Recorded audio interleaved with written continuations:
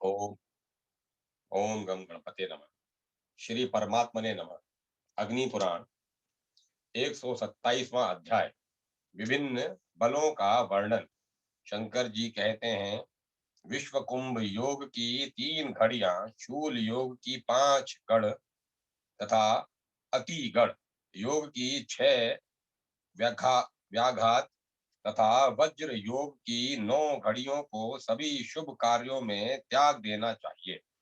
परिघ, व्यतिपात और वेधरति योगों में पूरा दिन त्याज्य बतलाया गया है। इन योगों में यात्रा, युद्धादि कार्य नहीं करने चाहिए। देवी, अब मैं मेषादि राशि तथा ग्रहों के द्वारा शुभाशुभ का निर्णय कर बताता हूँ। जन्म राशि में चंद्रमा तथा शुक्र वर्जित होने पर ही शुभदायक होते हैं। जन्म राशि तथा लग्न से दूसरे स्थान में सूर्य, शनि, राहु अथवा मंगल हो तो प्राप्त द्रव्य का नाश और अप्राप्त का अलाभ होता है तथा युद्ध में पराजय होती है। चंद्रमा, बुध, शुक्र, गुरु ये दूसरे स्थान में शुभप्रद होते हैं। सूर्य, शनि, मंगल, शुक्र, बुध, चंद्रमा, राहु ये तीसरे घर में हो तो शुभ फल होता है। बुध, शुक्र चौथे भाव में हो तो शुभ तथा शेष ग्रह भयदायक होते हैं। बृहस्पति, शुक्र, बुध, चंद्रमा ये पंचम भाव में हो तो अभिष्ट लाभ की प्राप्ति कराते हैं। देवी, अपनी राशि से छठे भाव में सूर्य, चंद्र, शनि, मंगल, बुध ये ग्रह शुभ शुभ फल देते हैं, किंतु छठे भाव का शुक्र तथा गुरु शुभ नहीं होता। सप्तम भाव के सूर्य, शनि, मंगल, राहु हानिकारक होते हैं तथा बुध, गुरु, शुक्र सुखदायक होते हैं।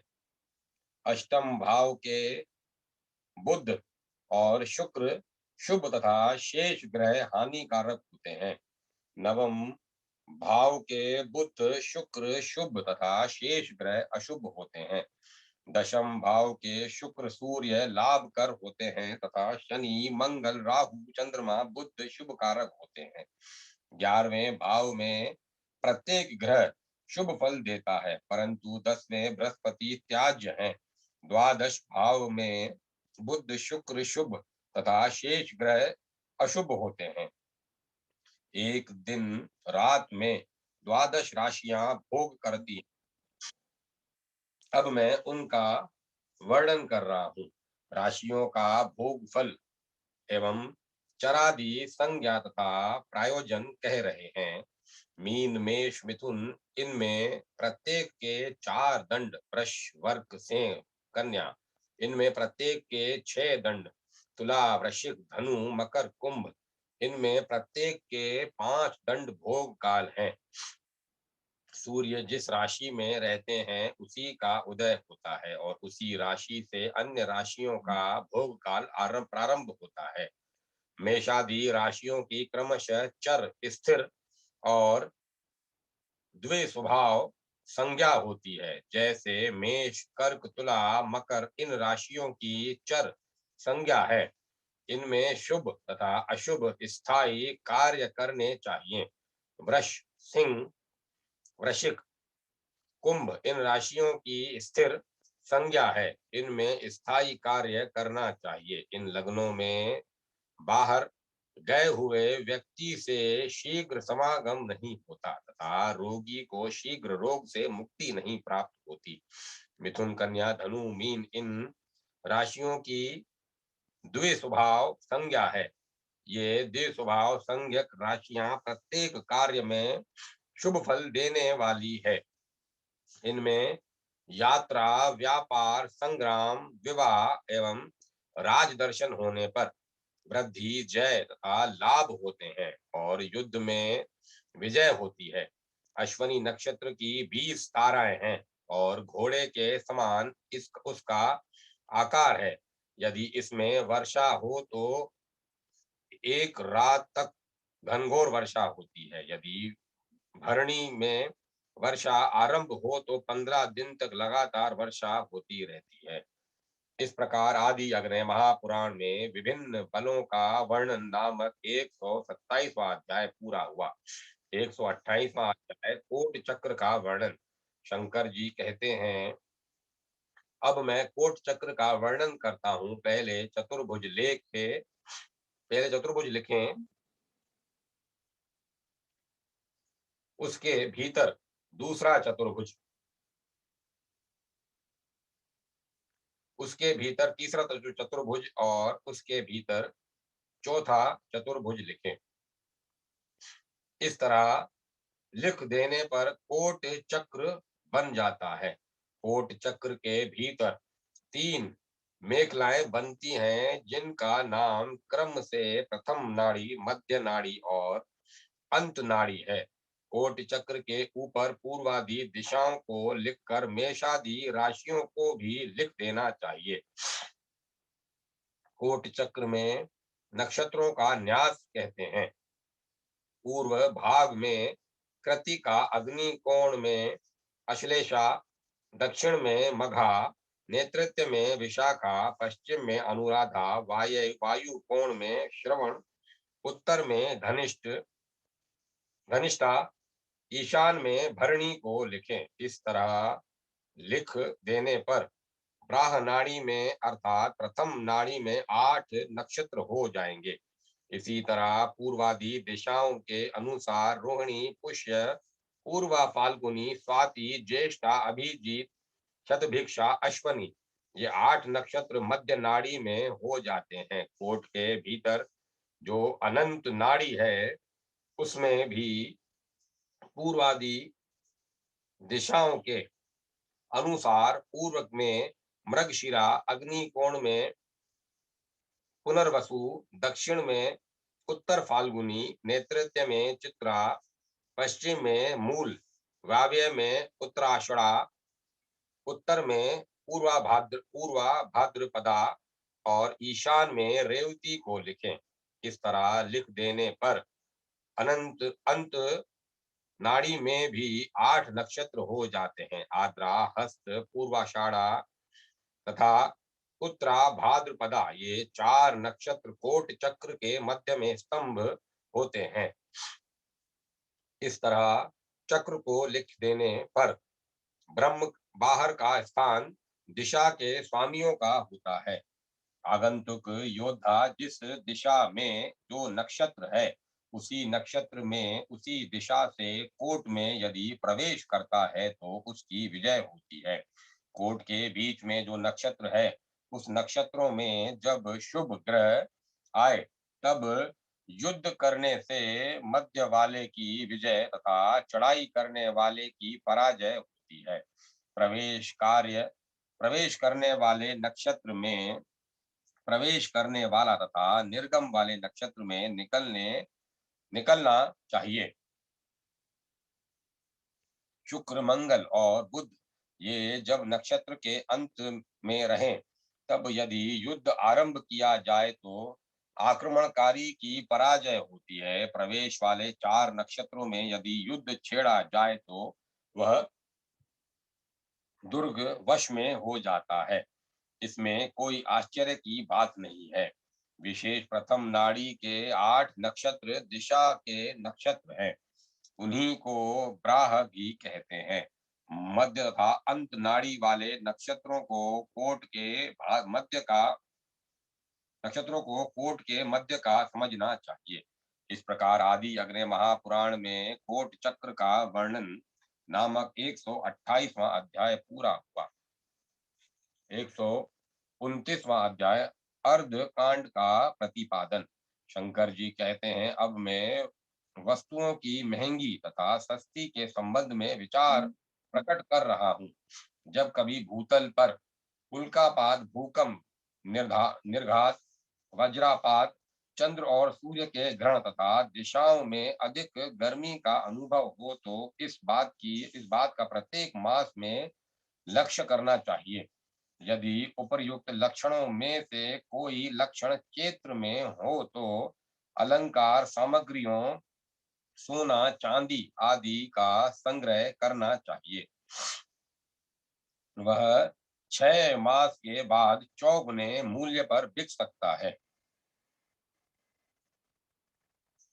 यदि वैशाख में हो तो वस्त्र, धान्य, स्वर्ण, घृतादि सब पदार्थों का संग्रह करना चाहिए। वे 8वें मास में 6 गुने मूल्य पर बिकते हैं। यदि ज्येष्ठ तथा आषाढ़ मास में मिले तो गेहूं और धान्य का संग्रह करना चाहिए। यदि श्रावण में मिले तो घृत, तेलादि रस पदार्थों का संग्रह करना चाहिए। यदि अश्वनी में मिले तो वस्त्र तथा धान्य दोनों का संग्रह करना चाहिए। यदि कार्तिक में मिले तो सब प्रकार का अन्न खरीद कर रखना चाहिए। अगहन तथा पोष में यदि मिले तो कुड़कुम, कुमकुम तथा सुगंधित पदार्थों से लाभ होता है। माघ में यदि उक्त लक्षण मिले तो धान्य से लाभ होता है। फाल्गुन में मिले तो सुगंधित पदार्थों से लाभ होता है। लाभ की अवधि 6 या 8 मास समझनी चाहिए।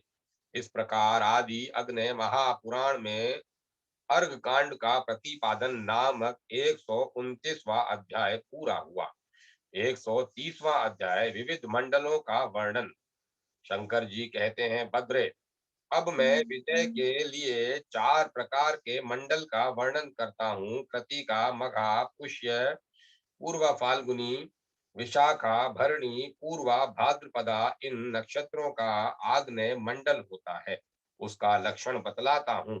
इस मंडल में यदि विशेष वायु का प्रकोप हो, सूर्य चंद्र का परिवेश लगे, भूकंप हो, देश की क्षति हो, चंद्र सूर्य का ग्रहण हो, धूम ज्वाला देखने में आए, दिशाओं में दाह का अनुभव होता हो, केतु अर्थात उच्छल तारा दिखाई पड़ता हो, रक्तवृत्ति हो, अधिक गर्मी का अनुभव हो, पत्थर पड़े तो जनता में नेत्र का रोग, अतिसार, हैजा और अग्नि भय होता है। गाय दूध कम कर देती है, वृक्षों में फल पुष्प कम लगते हैं, उपज कम होती है, वर्षा भी स्वल्प होती है। चारों वर्ण ब्राह्मण, क्षत्रिय, वैश्य तथा शूद्र दुखी रहते हैं। सारे मनुष्य भूख से व्याकुल रहते हैं। ऐसे उत्पातों के दिख पड़ने पर सिंध, यमुना की तलहटी, गुजरात, भोज, ब्राहिक, जालंधर, कश्मीर और 7वां उत्तरापथ ये देश विनिष्ट हो जाते हैं। हस्त, चित्रा, मघा, स्वाति, मृगशिरा, पुनर्वसु, उत्तर फाल्गुनी, अश्वनी इन नक्षत्रों का वाव्य मंडल कहा जाता है।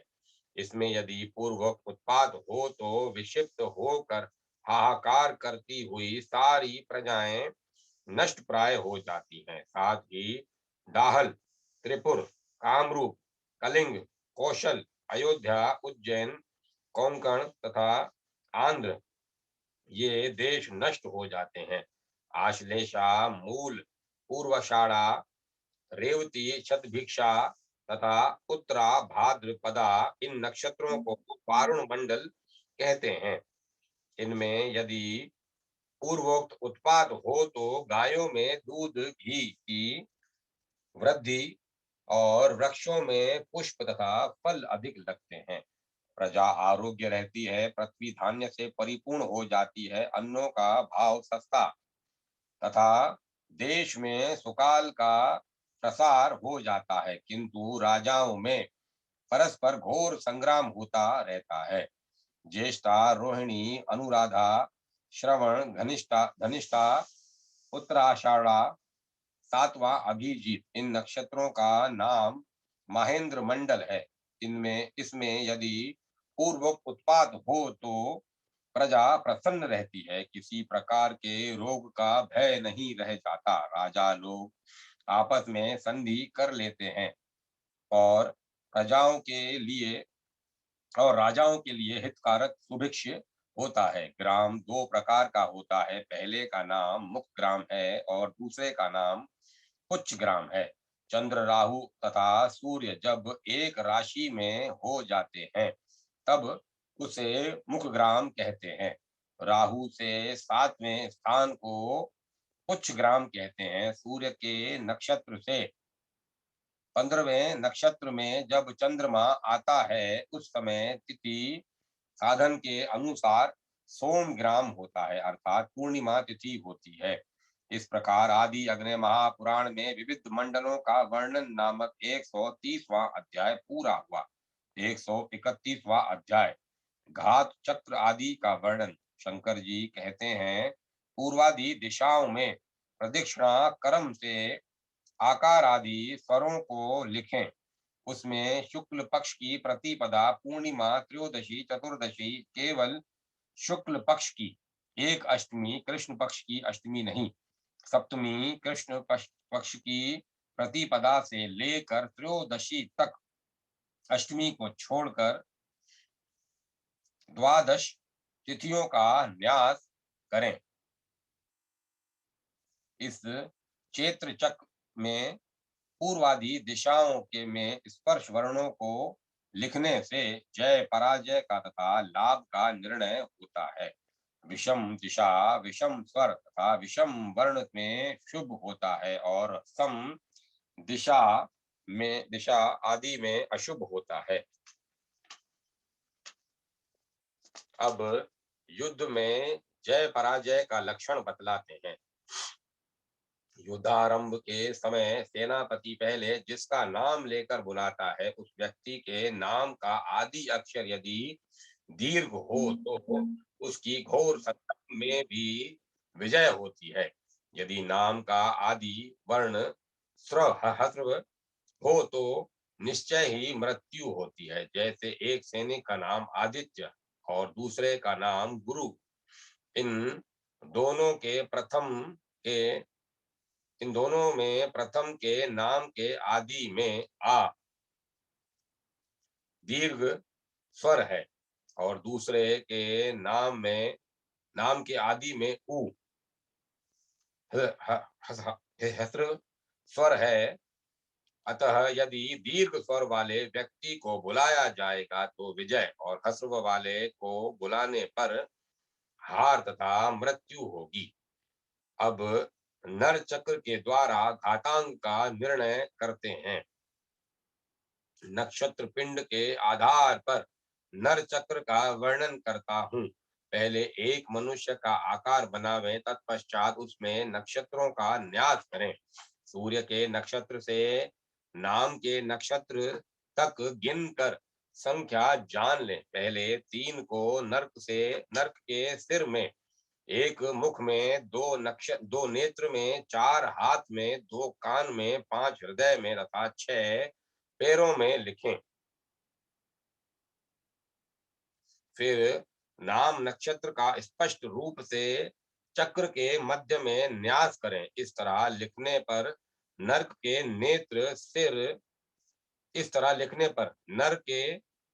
नेत्र, सिर, दाहिना कान, दाहिना हाथ, दोनों पैर, हृदय, ग्रीवा, बायां हाथ और गृहांक में से जहां शनि, मंगल, सूर्य तथा राहु के नक्षत्र पड़ते हों, युद्ध में उसी अंग में घात चोट होता है। अब जय चक्र का निर्णय करते हैं।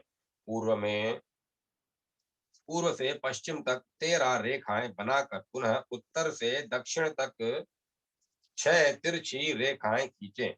इस तरह लिखने पर जय चक्र बन जाएगा। उसमें अ से ह तक अक्षरों को लिखें और 10, 9, 7, 12, 4, 11, 15, 24, 18, 4, 27, 24 इन अंकों का भी न्यास करें। अंकों को ऊपर लिखकर आकार आदि अक्षरों को उसके नीचे लिखें। शत्रुओं के नामाक्षर के स्वर तथा व्यंजन वर्ण में सामने जो अंग हों उन सब को जोड़कर पिंड बनावें। उसमें 7 से भाग देने पर एक आदि शेष के अनुसार सूर्य आदि ग्रहों का भाग जाने। एक शेष से सूर्य, दो से में चंद्र, तीन में भौम, चार में बुध, पांच में गुरु, छह में शुक्र, सात में शनि का भाग होता है, यूं समझना चाहिए। अब सूर्य, शनि और मंगल का भाग आए तो विजय होती है, तथा शुभ ग्रह में शुभ ग्रह के भाग में संधि होती है। उदाहरण, जैसे किसी का नाम देवदत्त है, इस नाम के अक्षरों तथा ए स्वर के अनुसार अंक क्रम से 18, 4, 24, 18, 15 कुल 79 योग हुआ। इसमें 7 का भाग दिया, 11 लब्धि और तथा शेष तथा 2 शेष हुआ। शेष के अनुसार सूर्य से गिनने पर चंद्र का भाग हुआ, अतः संधि होगी। इसमें यह निश्चय हुआ कि देवदत्त नाम का व्यक्ति संग्राम में कभी पराजित नहीं हो सकता। इसी तरह और नाम के अक्षर तथा मात्रा के अनुसार जय पराजय का ज्ञान करना चाहिए। अब द्वितीय जय चक्र का निर्णय करते हैं। पूर्व से पश्चिम तक 12 रेखाएं लिखें और 6 रेखाएं याम्योत्तर करके लिखी जाए। इस तरह यह जय चक्र बन जाएगा। उसके सर्वप्रथम ऊपर वाले कोष्ठ में 14, 27, 2, 12, 15, 6, 4, 3, 17, 8, 8 इन अंकों को लिखे और कोष्ठों में आकार आदि स्वरों से लेकर ह तक के अक्षरों का क्रमशः न्यास करें। तत्पश्चात नाम के अक्षरों द्वारा बने हुए पिंड में 8 से भाग दें तो एक आदि शेष के अनुसार वायस, मंडल, रासभ, वृषभ, कुंजर, सिंह, खर, ध्रुम ये 8 शेषों के नाम होते हैं। इसमें वायस से प्रबल मंडल और मंडल से प्रबल रासभ यूं उत्तरोत्तर बलि जानना चाहिए। संग्राम में आई तथा स्थाई के नामाक्षर के अनुसार मंडल बनाकर एक दूसरे से बलि तथा दुर्बल का ज्ञान करना चाहिए। उदाहरण, जैसे याई रामचंद्र तथा स्थाई रावण, इन दोनों में कौन बलि है यह जानना है। अतः रामचंद्र के अक्षर तथा स्वर के अनुसार र 15, अ 27, म 2, अ 14, च 3, अ 14, न 17, द 4, र 15, अ 14 इनका 125 हुआ। इसमें 8 का भाग दिया तो शेष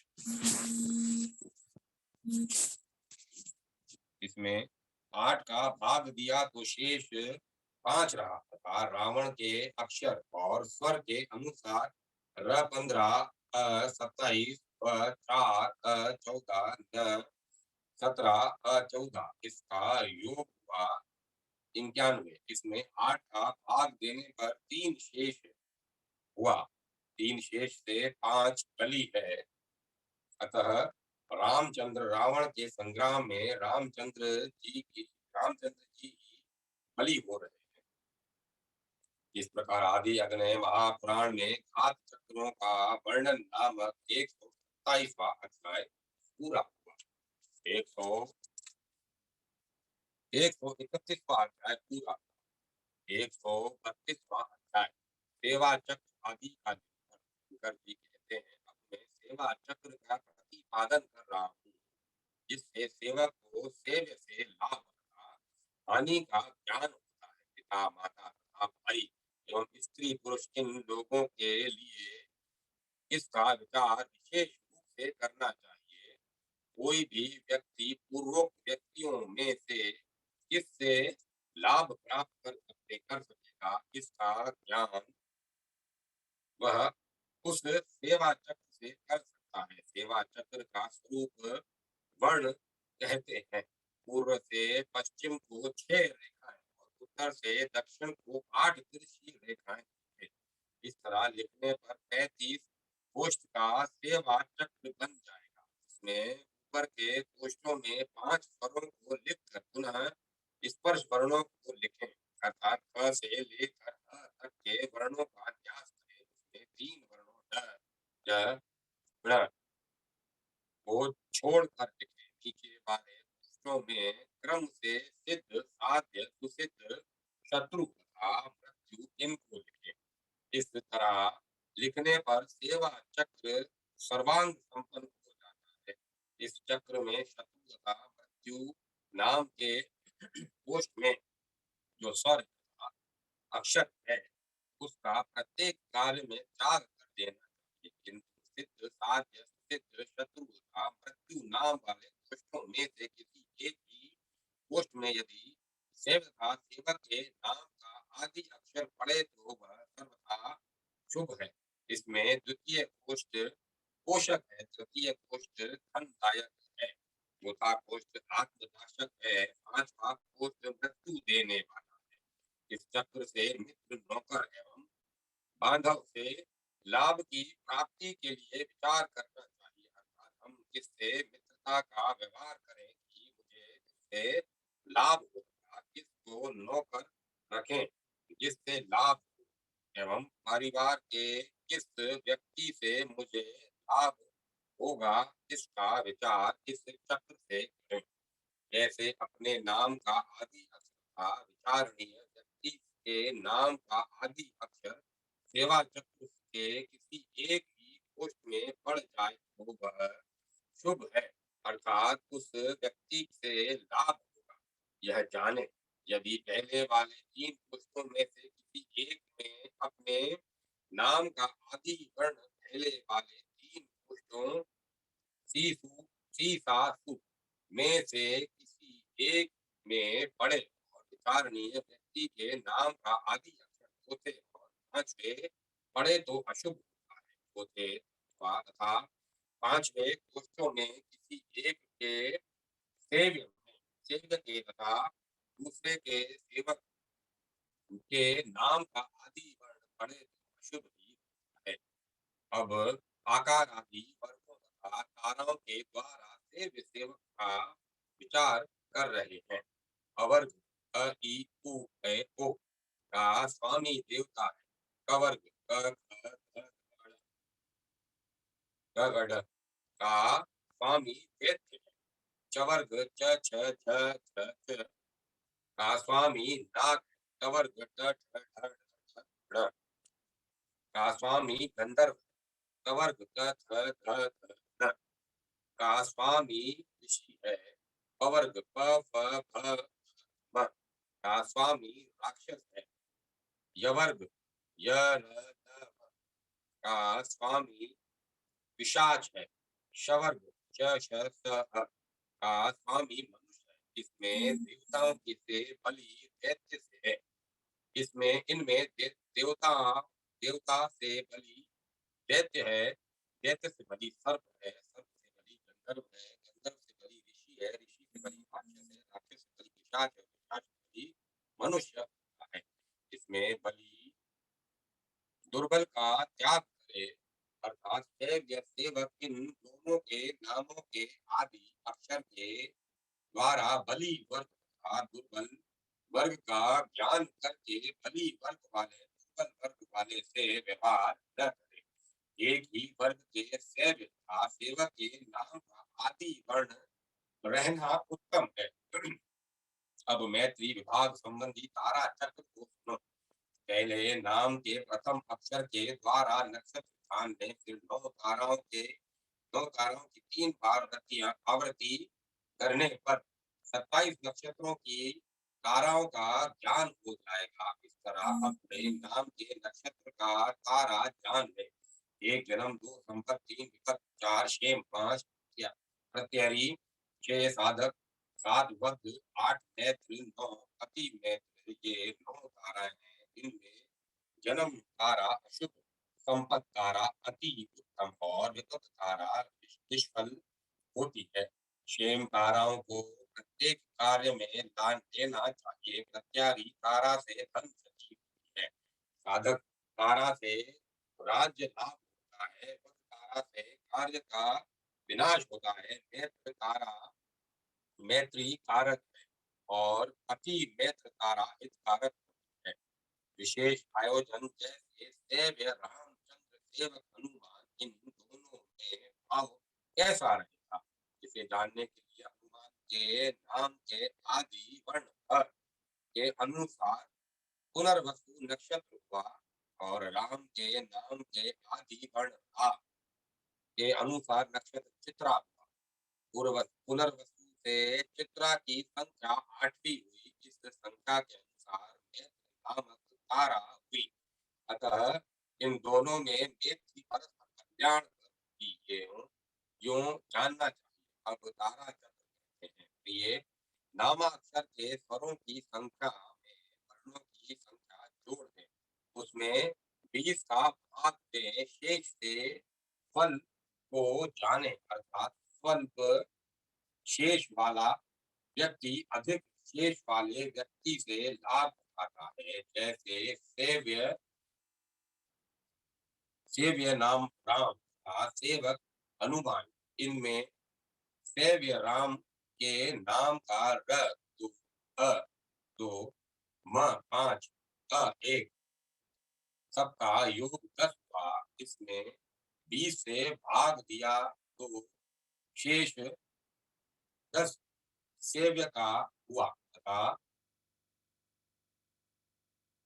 सेवक हनुमान के नाम का ह 4, अ 1, 9 5, उ 5, म 5, आ 2, न 5 सबका योग 27 हुआ।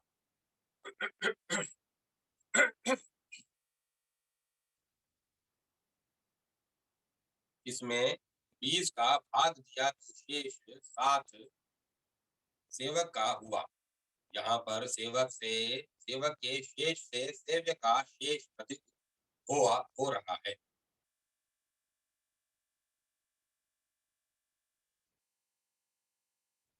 अतः हनुमान जी राम जी से पूर्ण लाभ उठाएंगे, ऐसा ज्ञान। अब नामाक्षरों में स्वरों की संख्या के अनुसार लाभ हानि का विचार करते हैं। सेव्य सेवक दोनों के बीच जिसके नामाक्षर में अधिक स्वर हो वह धनी है तथा जिसके